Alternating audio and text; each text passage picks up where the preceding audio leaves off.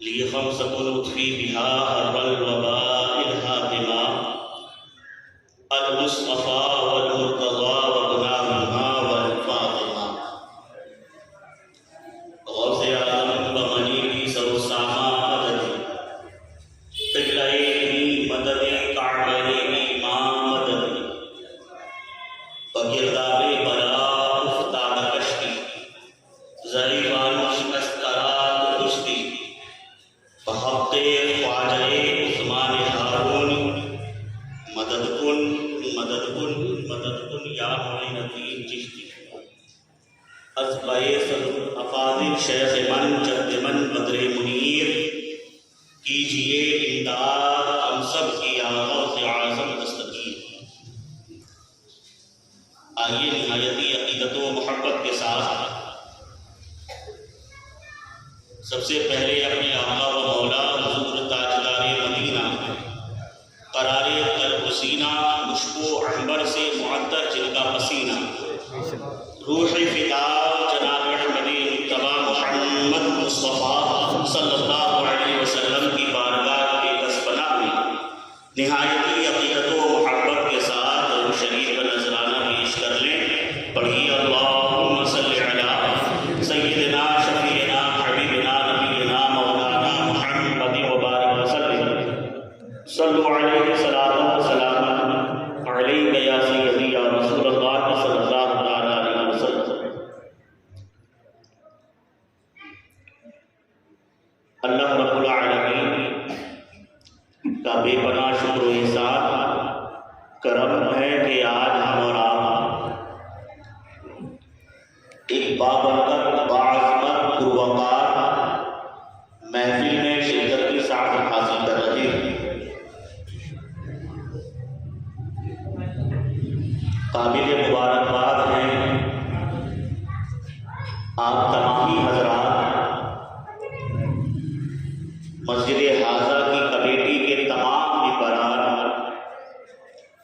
تحریک اصلاح معاشرہ کمیٹی کے تمام ممبران، بالخصوص مفکر قوم ملت حضرت علامہ مولانا مفتی رفیع خان نعیمی صاحب قبلہ، حضرت علامہ مولانا مفتی کرامت خان نعیمی صاحب قبلہ، حضرت علامہ مولانا مفتی یونس نعیمی صاحب قبلہ اور جملہ حاضرین سامعین، اللہ کریم ان کاوشوں کو، کوششوں کو اپنی بارگاہ میں قبول فرمائے اور ان اجلاس کو ہمارے لیے اصلاح کا بہترین ذریعہ بنائے۔ آج اصلاح معاشرہ کی اس تقریب کا 3 روزہ اجلاس کا دوسرا دن ہے۔ کل ایک اچھا خطاب آپ نے حضرت علامہ مولانا مفتی کرامت خان صاحب اللہ نعیمی سے پرمغز خطاب سماعت فرمایا۔ آئندہ کل بھی اچھا عمدہ خطاب آپ سماعت کریں گے۔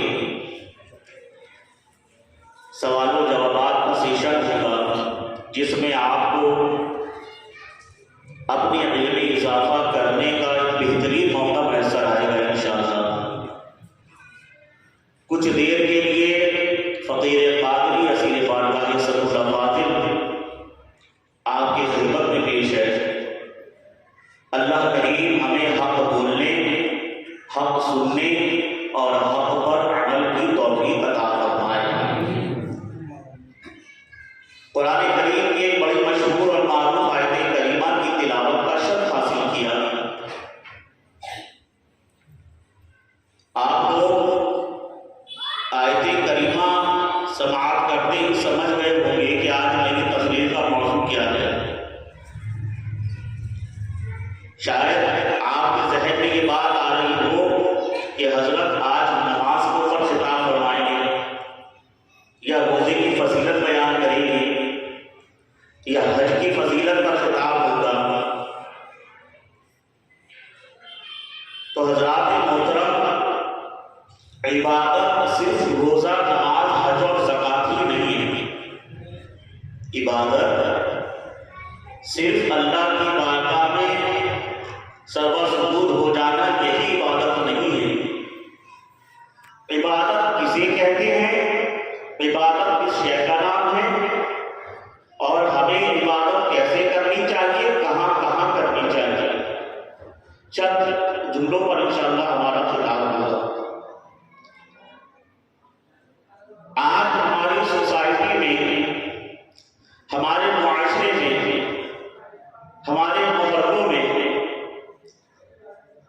ہم بود و باش کا ذریعہ تلاش کرتے ہیں، ذریعہ معاش تلاش کرتے ہیں، کام کاج کرتے ہیں، جاب کرتے ہیں۔ کوئی فیکٹریوں میں کام کر رہا ہے، کوئی کارخانے میں کام کر رہا ہے، کسی کے اپنے کارخانے چل رہے ہیں۔ ہمارا ایک ذہن ہے، ہماری ایک فکر ہے، ہماری ایک سوچ بن چکی ہے کہ ہم جو کام کر رہے ہیں اللہ نے ہمیں اسی لیے پیدا فرمایا ہے۔ مثال کے طور پر کوئی فیکٹری میں کام کرتا ہے تو وہ سوچتا ہے کہ ہمیں اللہ نے فیکٹری میں کام کرنے کے لیے پیدا کیا۔ کوئی بزنس مین ہے تو سوچتا ہے شاید اللہ نے ہمیں بزنس کے لیے ہی پیدا کیا۔ کوئی لیکچرر ہے، ٹیچر ہے تو وہ سوچتا ہے شاید اللہ نے ہمیں اسی کام کے لیے پیدا کیا۔ کوئی تاجر ہے، تجارت کر رہا ہے تو سوچتا ہے شاید اللہ نے ہمیں اسی کام کے لیے پیدا کیا ہے۔ کوئی حکمران ہے، حکومت کر رہا ہے تو وہ سوچتا ہے اللہ نے مجھے حکومت کے لیے پیدا کیا۔ بادشاہ ہے تو وہ سوچتا ہے اللہ نے مجھے بادشاہت کے لیے پیدا کیا ہے۔ وزیر ہے تو وہ سوچتا ہے اللہ نے مجھے وزارت کے لیے پیدا کیا ہے۔ ہمارا یہ کنسیپٹ بن چکا ہے، ہمارا یہ خیال ہے، تصور ہے، فکر ہے، سوچ ہے کہ ہم جو کام کر رہے ہیں، جس چیز سے ہم جڑے ہوئے ہیں، اللہ نے ہمیں اسی لیے پیدا کیا ہے۔ لیکن اے لوگوں، ہم خود تو پیدا نہیں ہو گئے، ہم خود تو اس دنیا میں نہیں آئے، ہمیں پیدا کرنے والی بھی کوئی ذات ہے، ہمیں دنیا میں بھیجنے والی بھی کوئی ذات ہے۔ ہمارا خالق ہے، ہمارا مالک ہے۔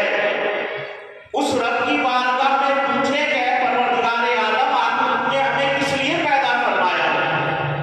کیا تم نے ہمیں کاشتکاری کے لیے پیدا کیا؟ کیا تم نے ہمیں کھیتی باڑی کے لیے پیدا کیا؟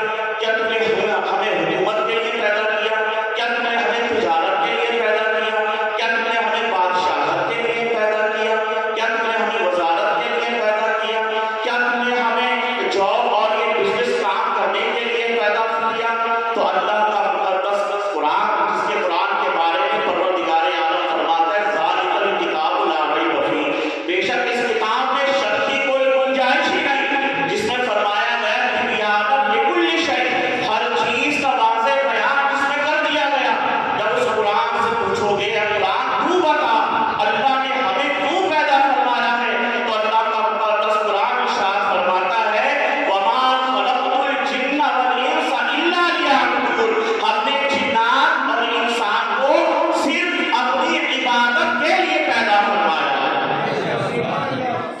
ہم نے جنات اور انسان کو صرف اور صرف اپنی عبادت کے لیے پیدا فرمایا ہے۔ اب عبادت کیا ہے؟ عبادت کسے کہتے ہیں؟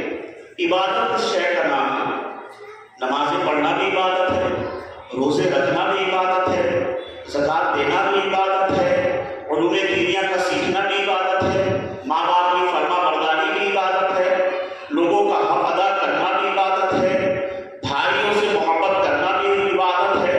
یہ تمام چیزیں عبادتیں ہیں اور اس کی اتنی تفصیل ہے، اگر علماء کرام ذکر کرنے پر آئیں تو یہ مختصر سی محفل، یہ مختصر سا وقت اس کے لیے ناکافی ہے۔ اب ایک ایسا ہم جملہ ڈھونڈ کر لے کر آتے ہیں، ایک ایسا ورڈ ہم ڈھونڈ کر لاتے ہیں کہ جس کے اندر تمام عبادتیں سمٹ کر آ جائیں۔ ہم ایک ایسی چیز تلاش کرتے ہیں کہ جس کو ہم ادا کریں تو تمام عبادتیں اس میں سمٹ کر آ جائیں۔ ایک ایسا طریقہ اختیار کرتے ہیں کہ اس طریقے پہ عمل کر لیں تو نماز بھی سمٹ کر آ جائے، روزہ بھی سمٹ کر آ جائے، حج بھی سمٹ کر آ جائے، زکوٰۃ بھی سمٹ کر آ جائے، علوم دینیہ کا سیکھنا بھی سمٹ کر آ جائے، ماں باپ کی فرما برداری بھی سمٹ کر آ جائے، میاں بیوی کی محبت بھی سمٹ کر آ جائے، بھائی بھائی کی محبت بھی سمٹ کر آ جائے، پڑوسی کا حق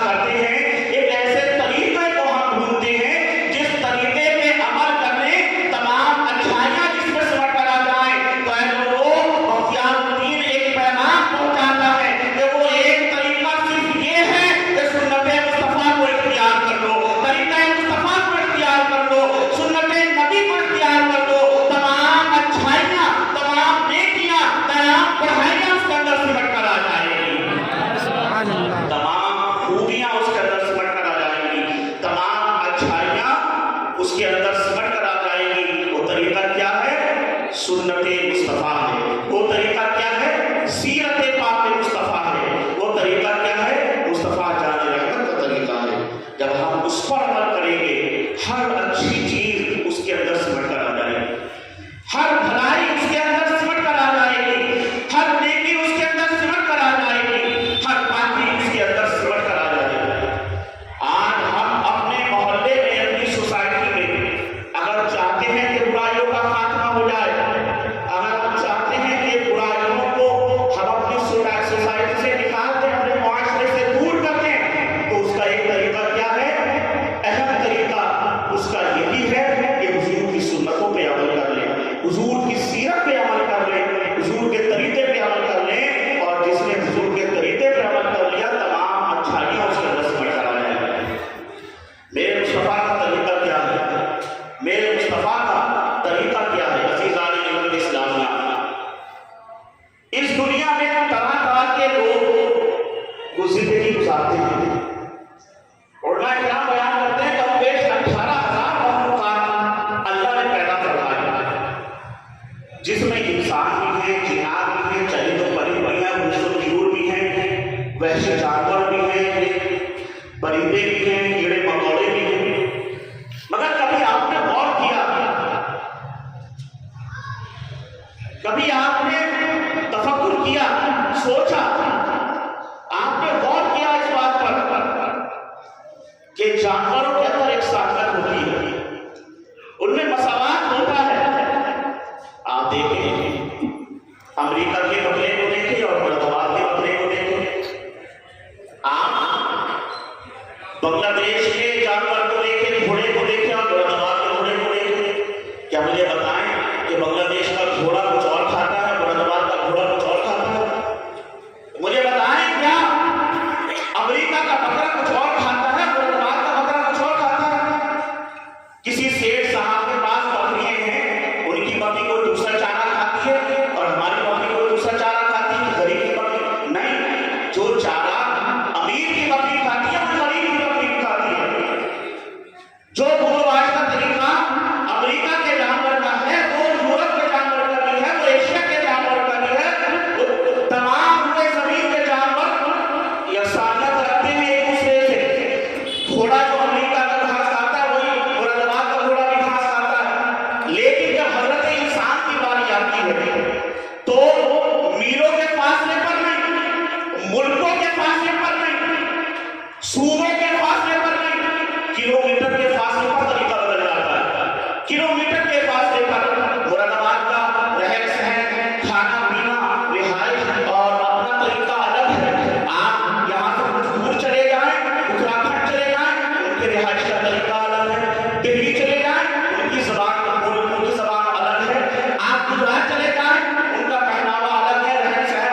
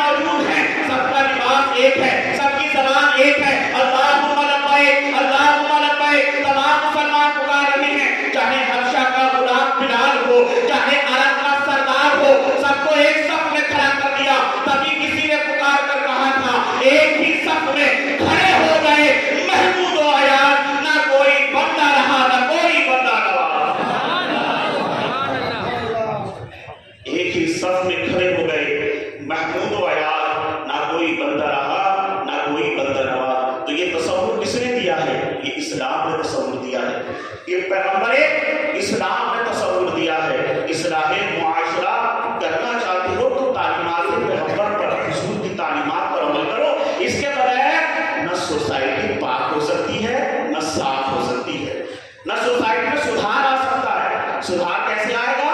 حضور کی تعلیمات پر عمل کرنے۔ ہم نے دیکھا ایک گھر میں مدرسے میں، ایک مثال کے طور پر آپ کو سمجھانا چاہوں، مفتی کرامت صاحب اللہ ہیں، مدرسے میں درسگاہ میں بیٹھے ہوئے ہیں اور انہوں نے ایک بچے کو خود دیا کہ بیٹے یہاں پہ کوڑا وغیرہ دکھ رہا ہے، ایک کام کرو جھاڑو لگا دو، صفائی کر دو۔ لڑکا تھوڑا کام تھا، بات کو نہیں سمجھا، اٹھا جھاڑو کی ایک سیخ لے کر آیا اور اس سیخ سے کوڑا صاف کرنے لگا۔ حضرت نے کہا بیٹے ایک سیخ سے کبھی کوڑا صاف نہیں ہوتا ہے، اس کی اور سیخیں کہاں ہیں، ان کو لے کر آؤ۔ بچہ گیا، اب جھاڑو کی جتنی سیخیں تھی سب کو اٹھا کر لایا، مگر کمی کیا تھی کہ وہ جھاڑو کی سیخیں الگ الگ تھی۔ اب ان کو ہاتھ میں پکڑنے کی کوشش تو کری، اب جب جھاڑو لگائی نا کوڑا صاف کرنے کے لیے تو کوڑا اور بڑھ گیا۔ کیسے؟ جھاڑو لگاتے لگاتے جو دن کے اس کے ہاتھ سے سیخ کے گرے، جھاڑو کے جو سیخ اس کے ہاتھ سے گری تو وہ کوڑا جو پہلے کم تھا زیادہ ہو گیا۔ حضرت نے کہا برخوردار ایسے جھاڑو نہیں لگاتے ہیں، صفائی ایسے نہیں ہوتی ہے۔ کہا حضرت پھر کیسے ہوتی؟ کہا جھاڑو کی تمام سیخوں کو رکھو، ایک رسی لے کر آؤ۔ رسی بنائی گئی، رسی سے حضرت نے اچھی طریقے سے تمام سیخوں کو باندھ دیا، تمام سیخوں کو اچھے سے مضبوطی سے حضرت نے باندھ دیا، اور باندھنے کے بعد کہا اب جھاڑو لگاؤ۔ اب جو جھاڑو لگائی گئی تمام کوڑا کرکٹ جتنا تھا سب صاف ہو گیا، صحن چمکنے لگا، صحن دمکنے لگا، گھر میں مدرسے میں رونق آ گئی، گھر بکھرا ہوا جو معلوم ہوتا تھا سلٹا ہوا معلوم لے رہا ہے۔ بلا تشبیہ و تمثیل اگر ایک ایک انسان کھڑا ہو کر اگر وہ چاہے کہ میں معاشرہ صاف کر دوں اور وہ معاشرے کی صفائی نہیں کر سکتا ہے، آپ بکھر کر بھی صفائی نہیں کر سکتے ہو۔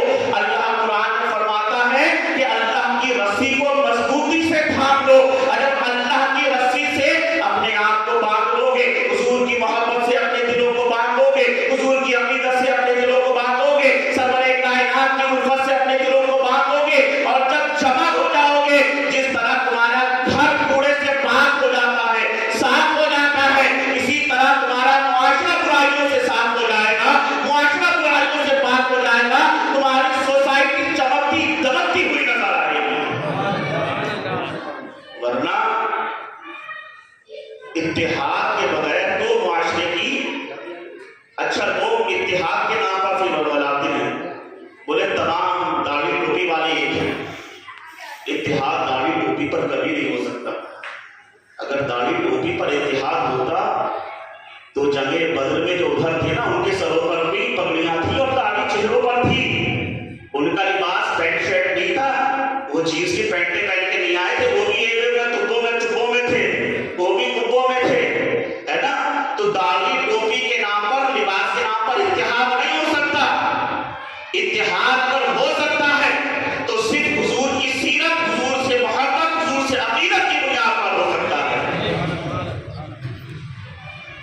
ورنہ ہم تو سید بھی ہے، مرزا بھی ہے، افغان بھی ہو، تم سبھی کچھ کو بتاؤ تم مسلمان بھی ہو۔ ہم تو کہتے ہیں کہ آج بھی ہم باہیں پھیلا کر کھڑے ہیں، آج بھی ہماری باہیں تمہیں اپنے گلے سے لگانے کو تیار ہیں، مگر شرط صرف وہی ہے جو شاعر مشرق علامہ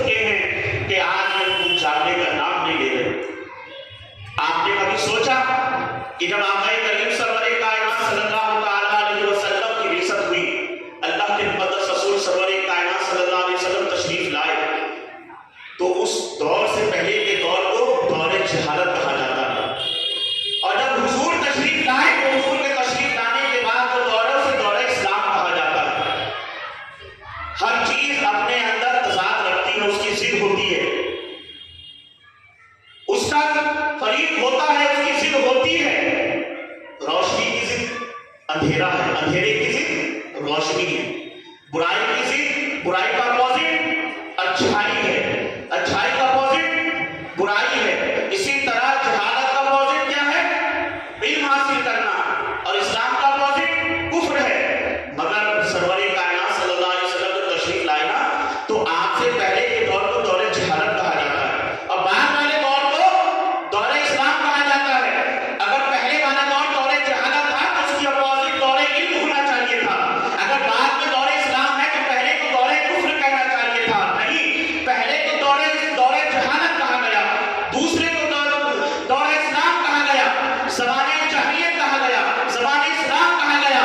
پتہ کیا چلا؟ اللہ کے رسول نے تعلیم کیا دی کہ جہاں اسلام ہوگا وہاں جہالت نہیں ہوگی، جہاں پیغمبر اسلام کی شریعت ہوگی وہاں جہالت نہیں ہوگی، جہاں پیغمبر اسلام کا پیغام ہوگا وہاں جہالت نہیں ہوگی، جہاں سچا مسلمان ہوگا وہاں جہالت نہیں ہوگی۔ یہی وجہ ہے کہ جب حضور تشریف لائے نا تو مکے میں تاریخوں میں آتا ہے کہ چند افراد پڑھے لکھے تھے جن کے ہاتھوں میں قلم تھا، جن کے ہاتھوں میں کتابیں تھیں۔ اکثر لوگوں میں جہالت پھیلی ہوئی تھی، کم لوگ تھے جو پڑھے لکھے تھے۔ جب میرے آقا نے اس خاکدانی گدی پر اپنا جلوہ بکھیرا ہے تو چند لوگ پڑھے ہوئے تھے، مگر جب حضور نے پردہ فرمایا ہے، جب آپ نے رخصت فرمائی ہے، تو اس وقت 1,24,000 جو صحابہ تھے، نہ جانے مسلمان کتنے تھے جن کے ہاتھ میں سرکار نے قلم اور کتاب رکھی تھی، جو پڑھنا بھی جانتے تھے، پڑھانا بھی جانتے تھے، علم سکھانا بھی جانتے تھے۔ اے میرے ملت کے نوجوانوں، اے میری قوم کے نوجوانوں، اگر تم چاہتے ہو اپنے معاشرے سے برائی دور کر دو تو اپنا قدم تعلیم کی طرف بڑھاؤ، اپنا قدم علم کی طرف بڑھاؤ۔ علم کوئی بھی ہو، میں یہ نہیں کہتا کہ اپنے بچوں کو عالم بناؤ، مفتی بناؤ، محدث بناؤ، اللہ توفیق دے یہ سب بنے۔ آپ ڈاکٹر بنا رہے ہیں، اچھی بات ہے، آپ ڈاکٹر بنائیں۔ آپ کا بیٹا انجینئر بنتا ہے، اچھی بات ہے، انجینئر بنے، IPS بنے، IAS بنے، خوب ترقی کرے، مگر یہ ترقی اس وقت اچھی ہے کہ ساتھ میں اس کا دین جڑا ہوا رہے، ساتھ میں اس کا مذہب اسلام جڑا ہوا رہے، کہ پیغمبر اسلام کی تعلیم کے بنا کوئی پڑھائی پوری نہیں ہو سکتی۔ آپ کوئی بھی تعلیم حاصل کریں اگر اس کے اندر اچھی نیت ہے، یہ نیت ہے کہ میں ڈاکٹر بن رہا ہوں، اپنے بیٹے کو ڈاکٹر بناؤں گا، یہ بچہ میرا ڈاکٹر بن کر قوم کی خدمت کرے گا، یہ بچہ میرا پڑھ لکھ کر انجینئر بن کر IPS IAS بن کر قوم کے برائیوں کو دور کرے گا، قوم کے لیے اچھا ثابت ہوگا۔ یقین جانیں یہ پڑھانا بھی آپ کے لیے عبادت ثابت ہو جائے گا۔ ترمذی شریف کی حدیث ہے کہ اللہ کے رسول سرور کائنات صلی اللہ علیہ وسلم ارشاد فرماتے ہیں کہ جب قیامت ہوگی تو قیامت میں ایک عالم کو لایا جائے گا، اللہ فرمائے گا کہ تو نے علم کیوں حاصل کیا؟ وہ کہے گا کہ اللہ میں نے تیری خوشنودی کے لیے علم حاصل کیا ہے، تیری کبریائی کے لیے علم حاصل کیا ہے، تاکہ لوگ اس سے روشناس، لوگ تجھے پہچانے، لوگ تیری عبادت کریں۔ اللہ فرمائے گا تو جھوٹ بولتا ہے، تو نے علم اس لیے حاصل نہیں کرا تھا، تو نے فقہ اس لیے نہیں پڑھی تھی، تو نے حدیث اس لیے نہیں پڑھی تھی کہ لوگ اس سے فائدہ حاصل کریں، تو نے علم اس لیے حاصل کیا تھا کہ لوگ تجھے بڑا مولانا کہیں، تقریر اس لیے کرتا تھا کہ لوگ مجھے بڑا خطیب کہیں، حدیث اس لیے بیان کرتا تھا کہ لوگ مجھے بہت بڑا محدث کہیں، فتویٰ نویسی اس لیے کرتا تھا تو کہ لوگ مجھے فقیہ اعظم کہیں۔ تو نے دنیا کے لیے علم حاصل کیا تھا اور ہم نے اس کا صرف کے دنیا میں دے دیا، فرشتوں کو حکم ہوگا اس کو لے جاؤ اور جہنم میں ڈالو۔ تو علم پڑھ کر، حدیث کا علم پڑھ کر، فقہ کا علم پڑھ کر، قرآن کا علم پڑھ کر اگر نیت صحیح نہیں ہے تو وہ علم جہنم میں لے جانے والا ہے۔ اور ڈاکٹر آپ بنے، آپ انجینئر بنے، آپ اچھے ایجوکیشن حاصل کریں، اس کے بعد اگر آپ کے دل میں نیت صحیح ہے، دل کا ارادہ صحیح ہے، حقوق العباد ادا کرنے کی کوشش کر رہی ہے، اللہ کی مخلوق کے کام آ رہی ہے، اس کو فائدہ پہنچا رہی ہے، یقین جانیں انشاءاللہ یہ علم آپ کو جنت تک لے جائے گا۔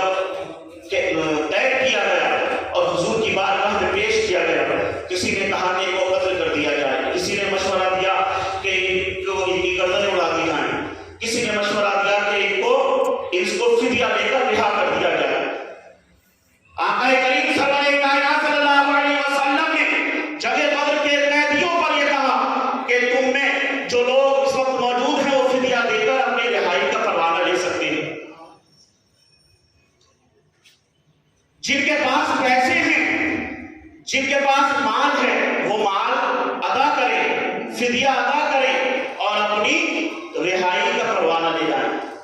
اور جن کے پاس پیسہ نہیں ہے، جن کے پاس مال نہیں ہے، جن کے پاس دولت نہیں ہے، تو جس کے پاس جو علم ہے ہماری قوم کے 10 بچوں کو پڑھا دے، اس کے لیے رہائی کا پروانہ مل جائے گا. اس کے لیے یہ فدیہ ہو جائے گا کہ ہماری قوم کے بچوں کو پڑھا دے، جو ہنر وہ جانتا ہے وہ ہنر سکھا دے، وہ ہنر سے پڑھا دے، وہ سکھا دے، اس کے لیے رہائی کی ضمانت ہے. گویا پیغمبر اسلام میں دنیا میں اور بھی جنگیں ہوئی ہیں، قتل و غارت ہوئی ہے، جہاں جنگ ختم ہونے کے بعد لوٹ پاٹ کی جاتی ہے، بستیاں اجاڑ دی جاتی ہیں، خون کی ندیاں بہا دی جاتی ہیں، سروں کو ہواؤں میں اڑا دیا جاتا ہے. مگر پیغمبر اسلام کی تعلیم دیکھیں، آج کا مزاج دیکھیں اور پیغام امت دیکھیں کہ سرکار نے میری امت کو، اپنی امت کو کیا پیغام پہنچایا ہے کہ تعلیم اتنی اہم ہے، اتنی ضروری ہے، اتنی کوشش کرنی چاہیے کہ اگر تمہارا دشمن بھی تمہیں اچھی بات سکھا رہا ہے تو دشمن کی طرف مت دیکھو، اس اچھی تعلیم کی طرف دیکھو، اس کو حاصل کرو اور اس سے آگے بڑھ جاؤ.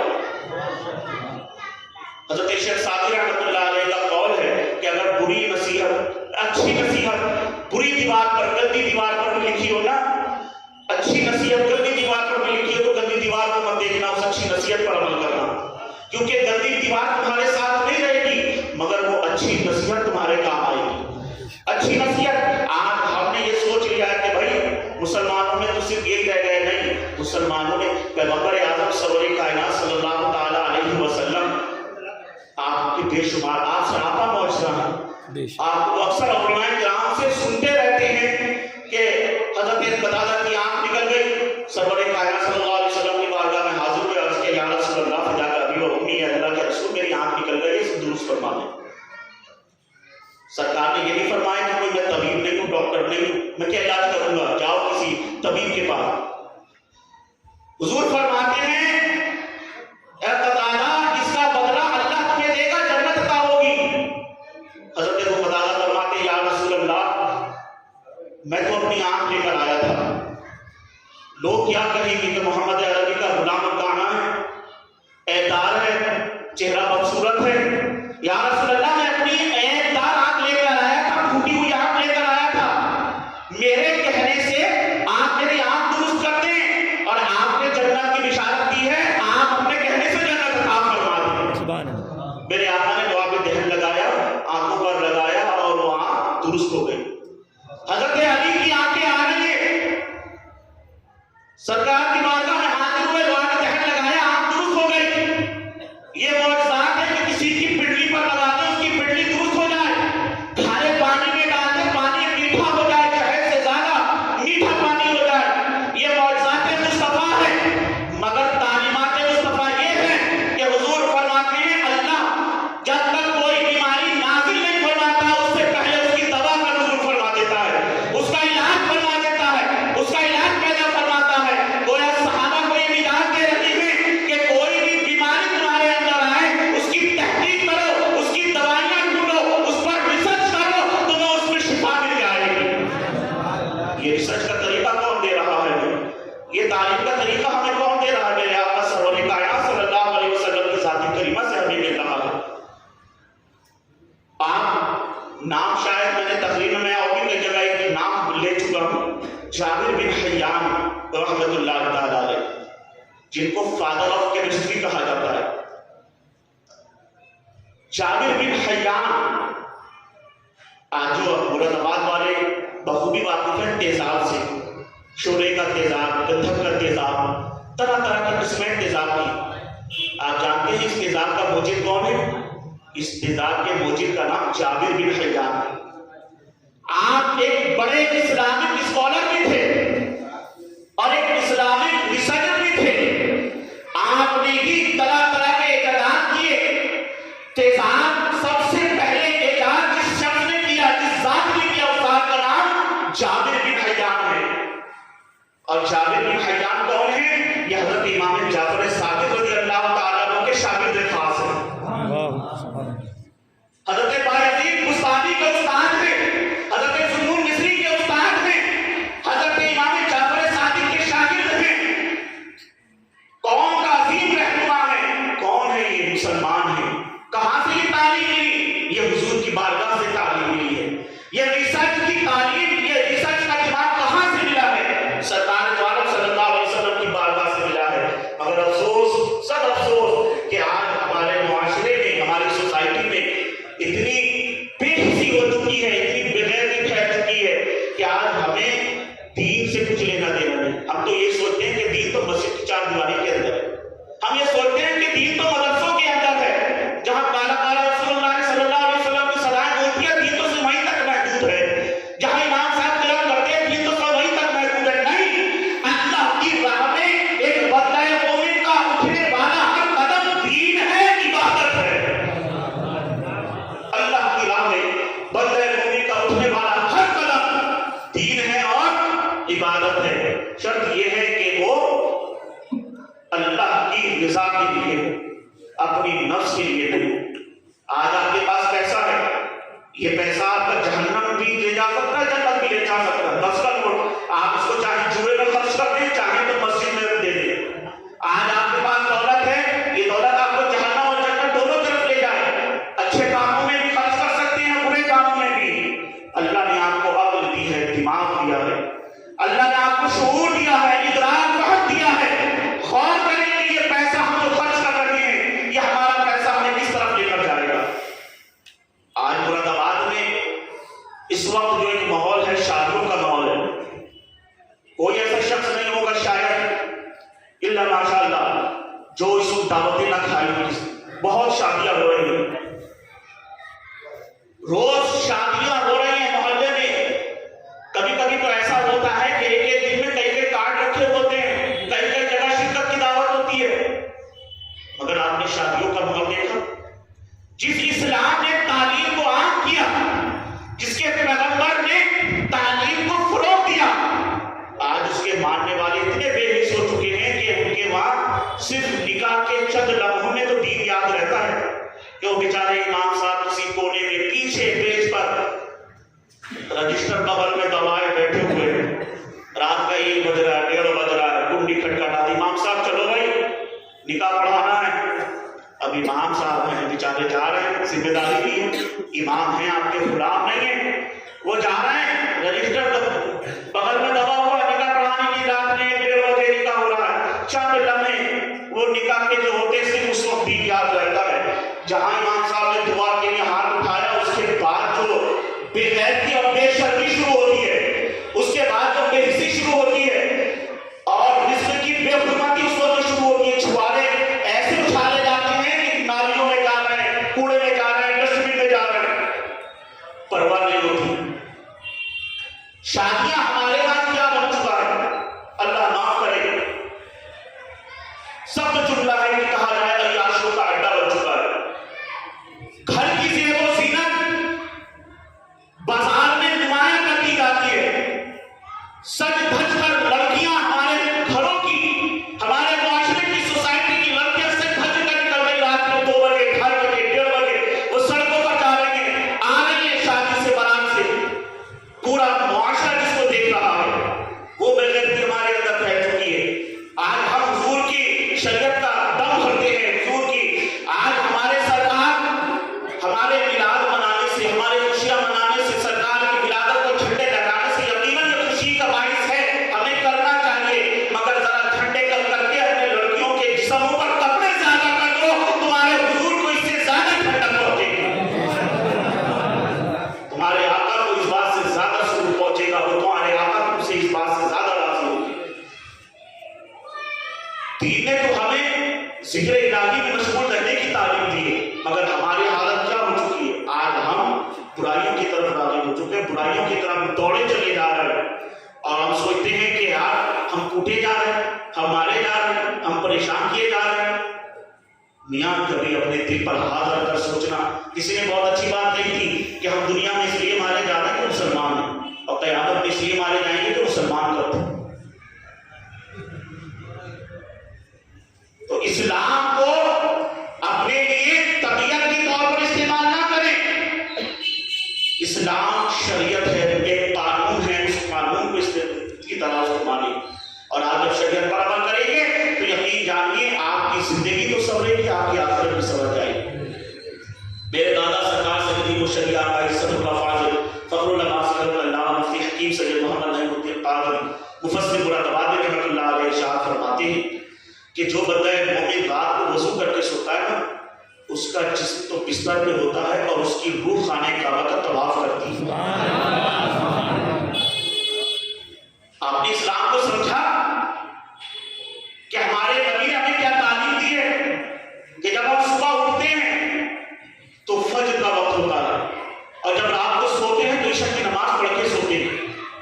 ہمارے وہاں بچے کی ولادت ہوتی ہے، کان میں اذان اور اقامت کہی جاتی ہے. جب بچے کو اس کی ماں دودھ پلائے تو اللہ اس کے رسول کا ذکر کرے، بچہ بڑا ہو اور اسے دین کی تعلیم دے، قرآن کی تلاوت سکھائے. شادی بیاہ میں غیر رسومات کو چھوڑ کر، غیر شرعی رسومات کو چھوڑ کر اگر ہم اسلامی قوانین پر عمل کریں تو ہماری شادی بیاہ نہیں، ہماری زندگی سدھر جائے گی اور وہ بچی کس گھر میں جائے گی، وہ نیا جوڑا جہاں پر بھی رہے گا انشاءاللہ وہ آباد رہے گا. آج ہماری راتیں کیسے گزر رہی ہیں؟ آج ہماری راتیں فحاشی میں گزر رہی ہیں. انٹرنیٹ پر، موبائل پر اور دیگر نیٹ سروس پر ہم کیا کہتے ہیں، فحاشی اور غیر مناسب تصاویر دیکھ کر ہم اپنی راتیں گزار رہے ہیں. ہمارا نوجوان رات کے 4 5 بجے تک، 3 بجے تک موبائلوں میں غیر شرعی چیزیں دیکھتا ہے اور صبح میں 12 بجے 1 بجے 2 بجے جب وہ بستر سے اٹھتا ہے تو اس کو اپنے خبر نہیں ہوتی، اپنے گھر بار کی خبر نہیں ہوتی، اسے اپنے دین کی خبر نہیں ہوتی. یہ معاشرے سدھار پیدا کرے گا. معاشرے کے اندر سدھار ہے. نوجوانوں خاص طور سے تم سے مخاطب ہو کر کہہ رہا ہوں، تمہاں اگر چاہتے ہو کہ ہماری سوسائٹی میں سدھار پیدا ہو جائے تو پیغمبر اسلام کی تعلیمات پر عمل کرو. پیغمبر اسلام کی تعلیمات پر عمل کرو، تمہارے اندر سدھار پیدا ہو جائے گا. حضرت فاروق اعظم رضی اللہ تعالیٰ عنہ کا دور خلافت ہے.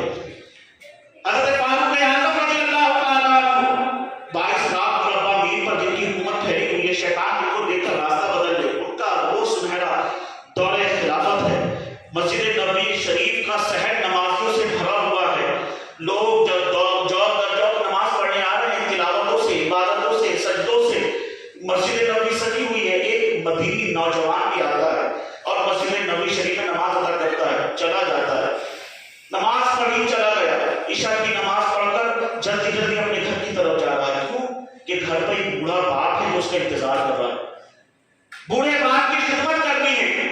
آج ہم اپنے ماں باپ کو فراموش کر دیتے ہیں. کس مطلب فکر پر، زاویے پر آپ کی توجہ مبذول کی جائے، کس طرف آپ کا دھیان دیا جائے. یہاں تو وہی حال ہے کہ گھر کو آگ لگ گئی گھر کے چراغ سے. یہاں ہمارے اندر اتنی برائیاں ہوتی ہیں کہ ہم جس طرف بولنے جائیں تو لگتا ہے کہ یار آج کی تقریر کا یہ موضوع ہونا چاہیے تھا. جس طرف ہم روشنی ڈالیں لگتا ہے یہی بات ہمیں آج کرنی چاہیے تھی. اس قدر بے حسی ہمارے قوم میں ہو چکی ہے، بے غیرتی اس قدر پھیل چکی ہے ہماری قوم میں. شب برات پر آپ دیکھیں موبائل بڑی تیزی سے وائرل ہوتا ہے. ہمارے پاس یہاں پر سوشل میڈیا کی زینت بنا ہوا ہوتا ہے. اسٹیٹس پر، فیس بک اکاؤنٹ پر، سوشل میڈیا اکاؤنٹ پر ایک میسج بہت تیز وائرل ہوتا ہے کہ شب برات آنے والی ہے. شب برات آنے سے پہلے میں نے کوئی غلطی کی ہو تو مجھے معاف کر دو. بولے کیوں؟ بولے شب برات میں حساب کتاب ہوتا تھا تو اس سے پہلے معافی مانگ لے. اللہ کی پناہ ہے آپ کی سوچ پر. اچھا میرے خیال سے آج کل تو خیر ہمارے بزرگ بہت تیز ہو گئے ہیں، ان کے ہاتھ میں بھی اینڈرائڈ موبائل ہوتا ہے. مگر آپ ذرا یہ سوچیں، نوجوانوں سے خاص طور سے آپ کے فیس بک اکاؤنٹ پر جو آپ کے دوست ہیں، کتنے پرتیشت دوستوں سے آپ رابطہ رکھتے ہیں؟ کتنے پرسنٹ لوگوں کو آپ جانتے ہیں؟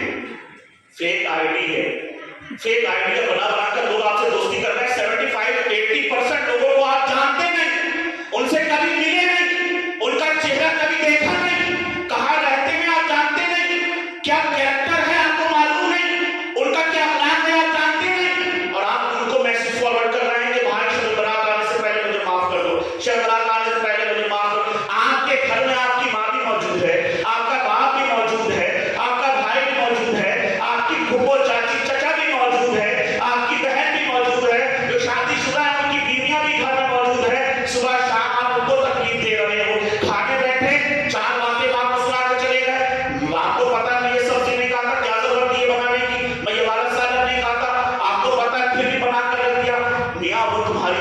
सरखरीद गुलाब नहीं है तुम्हारी, उसकी शफकत है, मोहब्बत है, तुम्हें बना के खिला रही है, तुमसे मोहब्बत कर रही है।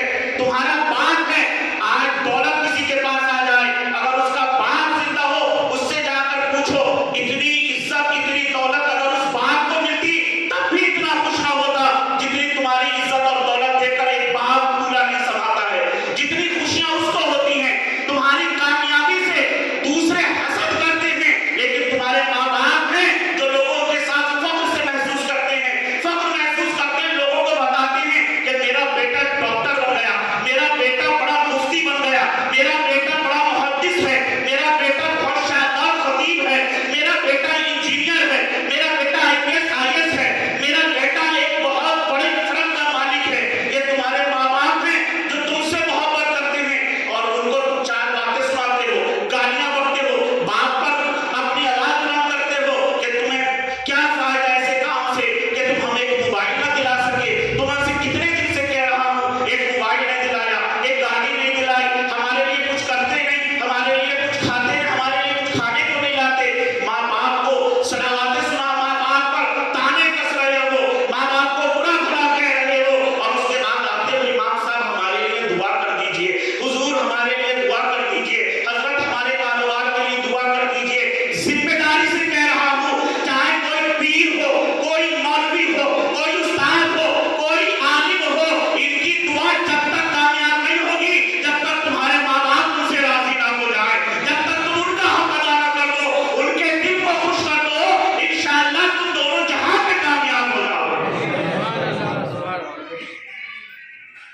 कभी माँ बाप से भी जाकर माफी मांगो, कभी भाई को गले से लगा कर कहो, भाई अगर मैंने जाने दानिस्ता तौर पर तेरा दिल दुखाया तो मुझे माफ कर दे।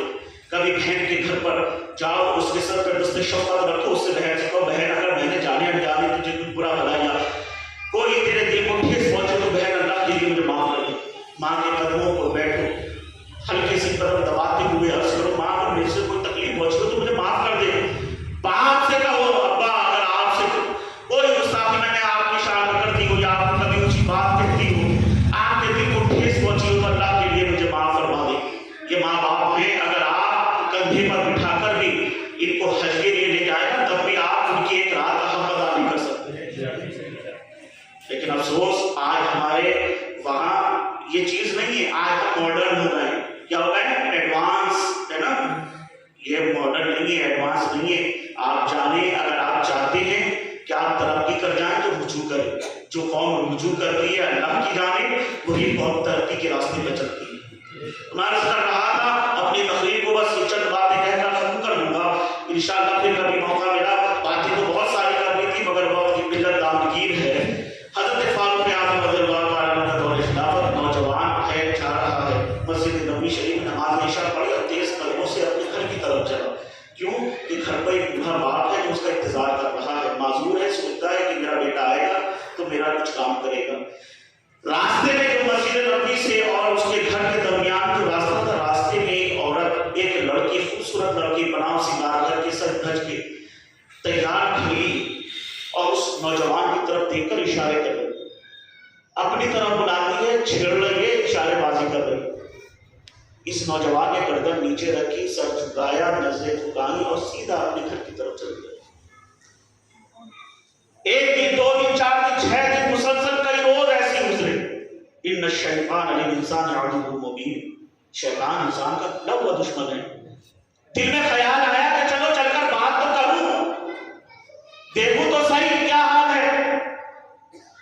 जो कदम मस्जिद नबवी से उठे थे, निकले थे, जो घर की तरफ जा रहे थे, रुक गए और उस हसीना की तरफ, उस लड़की की घर की तरफ चल दी। ये लड़की रोज की तरह फिर इसे इशारे कर रही है, छेड़ रही है, ढीलियां कर रही है, अपनी तरफ बुला रही है। ये नौजवान घर की तरफ जा रहा था, रुक गया, दिल में वसवसा पैदा हुआ, उस लड़की के घर की तरफ चला। कुछ दूर पहुंचा, जैसे ही लड़की के दरवाजे के करीब था, फौरन ज़हन में आया, इन्नल लज़ीना तक़व इज़ा मस्सहुम ताइफ़ुम मिनश शैतान तज़क्करू फ़इज़ा हुम मुबसिरून। अल्लाह के नेक बंदे कैसे होते हैं जिनको शैतान बरगलाने की कोशिश करता है, मगर अल्लाह का जब हुक्म और खौफ खुदा उनको याद आता है तो उनकी आंखें खुल जाती हैं। जैसे ही आयत करीमा ज़हन में आई, जिस्म में झुर्री पैदा हुई, एक रिद्दत पैदा हुई,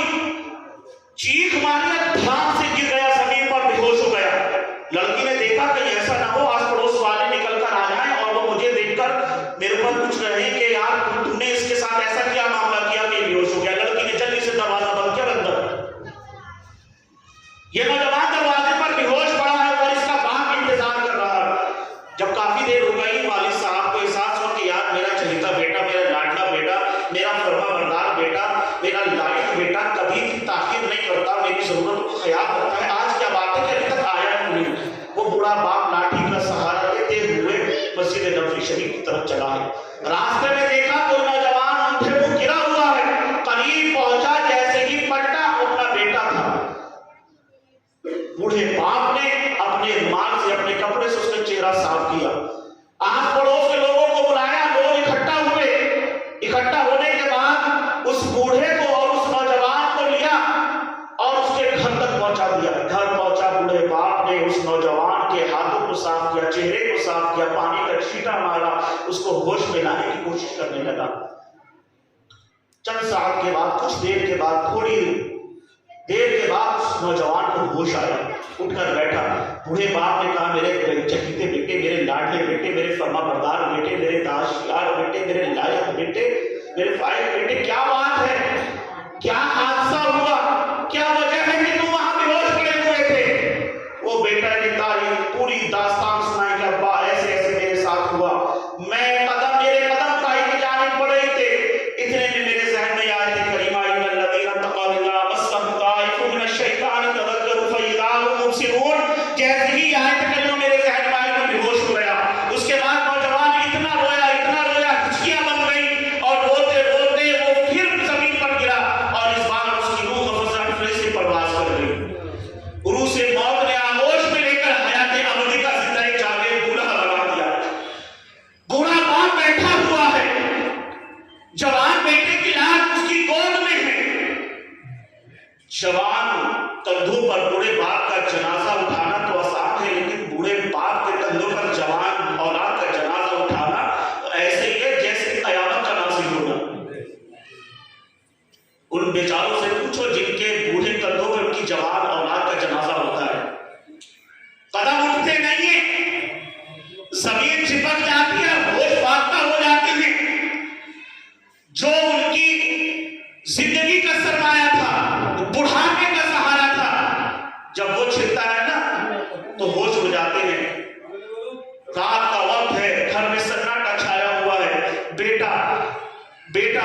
بیٹے کی لاش باپ کے گود میں پڑی ہوئی ہے، اس کے چہرے کو صاف کر رہا ہے، اپنے آنسو کو پوچھ رہا ہے. پڑوسیوں کو خبر ہوئی، آنے کے بعد لوگوں نے اس کو نہلایا، کفن پہنایا، نماز جنازہ پڑھی اور اس کو دفن کر دیا. فجر کا وقت ہے، مسجد نبوی شریف پھر سے بھری ہے. تمام شاہد مدینہ جو موجود تھے مسجد نبوی شریف کی طرف دوڑ رہے ہیں. نماز فجر کا وقت ہے. حضور کے صحابہ صفوں میں کھڑے ہوئے ہیں. امیر المومنین حضرت فاروق اعظم بھی موجود ہیں. نماز ختم ہوئی، فاروق اعظم نے پلٹ کر دیکھا، آج نوجوان نظر نہیں آ رہا. لوگوں سے پوچھا کیا بات ہے؟ نوجوان تو ہمیں پہلی صف میں دکھتا تھا، آج وہ نوجوان کہاں ہے؟ لوگوں نے کہا حضور راست میں ایسا حادثہ پیش آیا، اس نوجوان کا انتقال ہو گیا. آپ تعزیت کے لیے اس بوڑھے باپ کے پاس پہنچے. گھر جا کر بوڑھے باپ سے تعزیت کی، کہا کہ تم نے ہمیں کیوں نہیں اٹھایا، ہمیں کیوں نہیں بلایا؟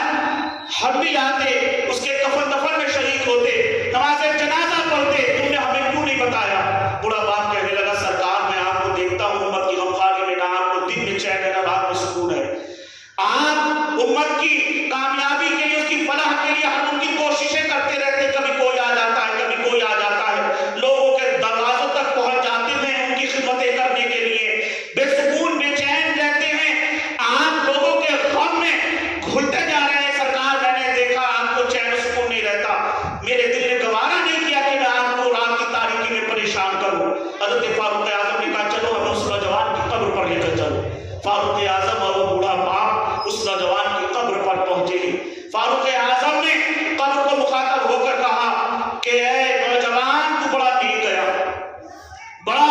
گیا دنیا سے.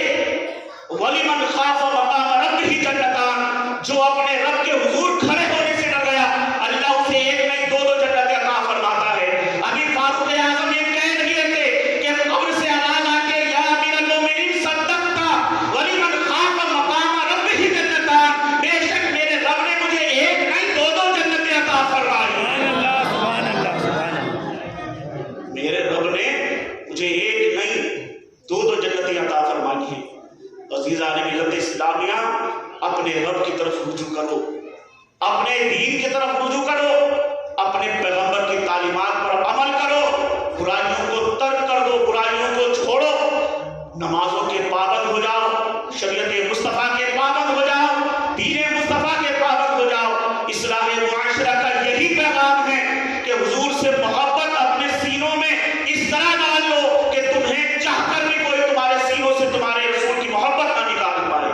اور جب سرکار سے محبت کرو گے، جب سرکار سے عشق کرو گے، سرکار پر اپنی جان مال سب کچھ قربان کرو گے، حضور کی سیرت سے سنت سے محبت کرو گے، تم دونوں جہان میں کامیاب ہو جاؤ گے۔ اور وہ وقت آئے گا جب تم اپنی زمین ناز کو فرش پر رکھو گے، عرش پر یہ تحریر کیا جائے گا کہ یہ وہی لوگ ہیں کہ دست و دست ہے، دریا بھی نہ چھوڑے ہم نے، بحر ظلمات میں دوڑا دیے تھوڑے ہم نے۔ شرط اتنی سی ہے کہ حضور کے وفادار غلام بن جاؤ، حضور سے محبت کر لو، حضور کی سیرت سے محبت کرو، اپنے اندر تعلیمی بیداری پیدا کرو، اپنے اندر اسلامی مضبوطی اور اپنے اندر وقار پیدا کرو، انشاءاللہ تم دونوں جہان میں کامیاب ہوگی۔ اللہ کریم اپنے رسول پیارے حبیب سرور کائنات صلی اللہ علیہ وسلم کے صدقے میں ہم سب کو عمل کی توفیق عطا فرمائے۔ کہنے سننے میں کسی طرح کی کوئی غلطی سبب ہوئی تو مولا اسے معاف فرمائے۔ استغفر اللہ ربی من کل ذنب واتوب الیہ، وآخر دعوانا ان الحمد للہ رب العالمین۔ میرے ساتھ آپ بھی پڑھ لیں، اشہد ان لا الہ الا اللہ